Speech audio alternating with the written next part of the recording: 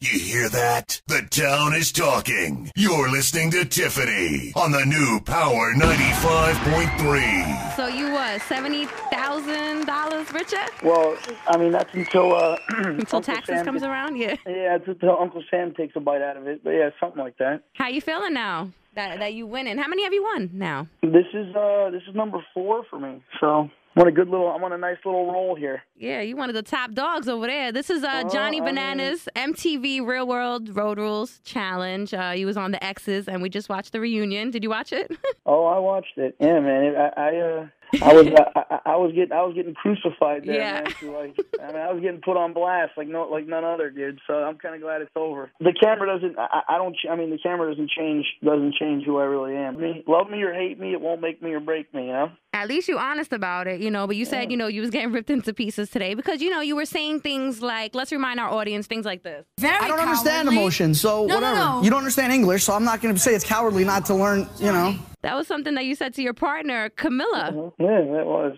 Listen, she knows me and her have kind of a joking relationship about, I've actually said this many times on TV. I actually happen to think her accent is very cute. So it's sexy, right?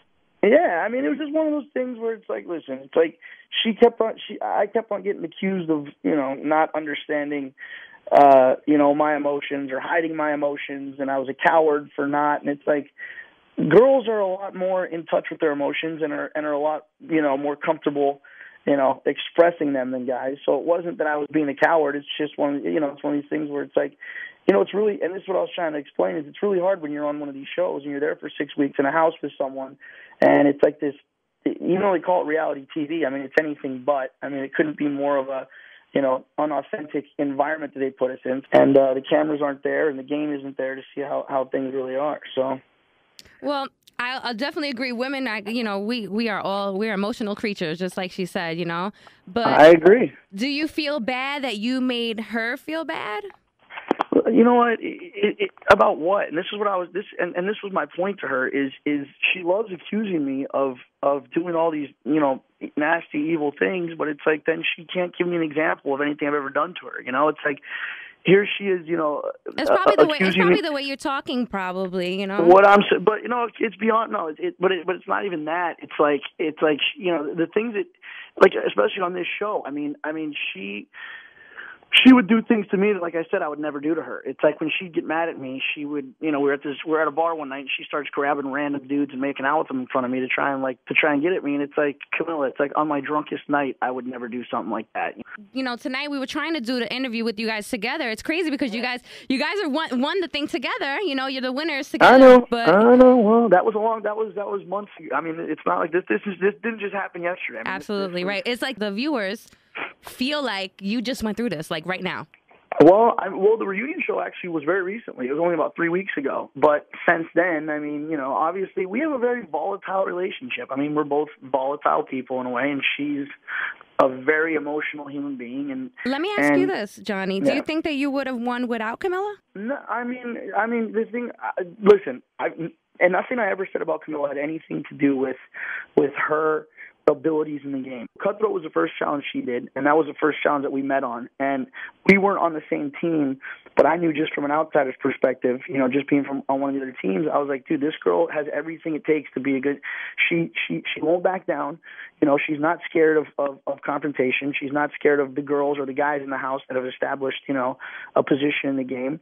And she's fearless. And that's what holds a lot of girls back in this game is some of the challenges we do are really insane. And I knew from the beginning, I knew going into this that I had a solid competitor on my side. The only thing that I was worried about was her losing her cool. And, it happened a few times, and fortunately it didn't end up really hurting us that much in the end. So, no, I mean, I definitely, obviously, if there's any girl on this show that I could have picked, I mean, I couldn't ask for a better partner. Definitely. Well, it's nice to, hear that you got some nice words about her. And you guys were definitely in some crazy challenges this time around, and all the time. We love the show over here, and I love the show. Do you plan on doing some more challenges? No, I'm gonna ride this till the wheels fall off, man. Yeah, at this point, well, where we're at now, it's actually really cool. Where it's the challenge, over the last couple of seasons before Rivals was kind of was kind of sputtering along, and it wasn't getting the ratings they wanted it to, and I feel like Bunim Murray and MTV have really like revamped the brand, and I mean it shows. It's just if you're just a casual viewer, you wouldn't know this, but anyone who's watched the challenges for a long time, you watch the challenges from 4 or 5 years ago, and it just looks like a whole different show. I mean, the way they're filming it's better. The format of the game is better. The challenges are better. The fact that they're moving us to different locations is cool, and the fact that now they're getting away from the whole team strategy where it's like here's two teams going against each other and they're putting you in pairs and it's like here's rivals, here's exes. I mean, I have no idea what they're going to pull out of their hat for the next one, but it's cool because this is the highest rated challenge that they've had in like 7-8 years. So it's kind of cool to know that the challenges are kind of on an upswing right now, and they're hopefully it's only going to get better for us from here. Wow. So hopefully we see you on the next one, Johnny Bananas. Hopefully you guys do too, man. But I'll tell you what. I mean, I got 2 in a row right now, and everyone's like, "Man, I hope you win the next one." But I'll tell you what. I mean, I have a feeling that the powers that be are going to go through hell and high water to try and make sure that doesn't happen. Absolutely, and everybody is. They're going to give you. That's the fun of it, though. You know what I mean? I'm going to need to jam a golden horseshoe up my ass before I go down this next one if I hope to win. So we'll see. You're up for the challenge, though, right? Oh, I'm always up for a challenge, man. I mean, this is, you know what I mean? You found your niche. I definitely found a niche, man, and I'm comfy cozy in it. Oh, good. You're either the most hated on the show or the most loved on the show. Yeah, one or the other. Mean, if everyone loves you or everyone hates you, you're doing something wrong. So it's like you can't please everybody. You can't. You really can't. People got to realize that. It's like no matter who you are, no matter what you do, there's going to be people out there who don't like you. So it's true.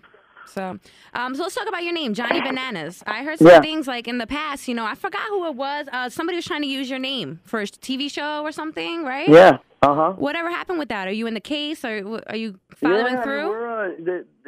We're still going through the court system. I mean, it's a long and tedious procedure, but basically where we're at now is where our case is kind of sitting in New York Superior Court right now. And we're waiting to hear basically the judge's verdict on whether or not he's going to, hear the case. So, the show Entourage started using my nicknames the final 2 seasons of their show. So me and my attorney, we filed a cease and desist motion, which was ignored. And then so they didn't stop using it, so we filed a complaint. So Entourage is over now, but they still use it on their the reruns and stuff like that? Oh, yeah, on the reruns, and they have a whole, online, they still have all this, Johnny Bananas merchandise and all this stuff. So. Oh, wow. Do you have proof that you made the name first, that you were using it first? I mean, all you have to do is watch my original season of The Real World, which was in 2005, and I was using it all the way back then. So, I mean, that's all the proof you really need. Yeah. HBO's claim is that they, basically had no idea, that they didn't know, but it's like the show Entourage, and MTV has a very similar demographic as far as viewers go. So, when stories were being written and when this idea was probably being bounced around, it's like there's no way that someone somewhere didn't say, hey, there's actually this guy out there that goes by this name, Johnny Bananas. We might want to, pick a different name or maybe check with him to see if this is, something that he'd mind. And they didn't. And, now I guess this is what happens, Talk of the town 411.com.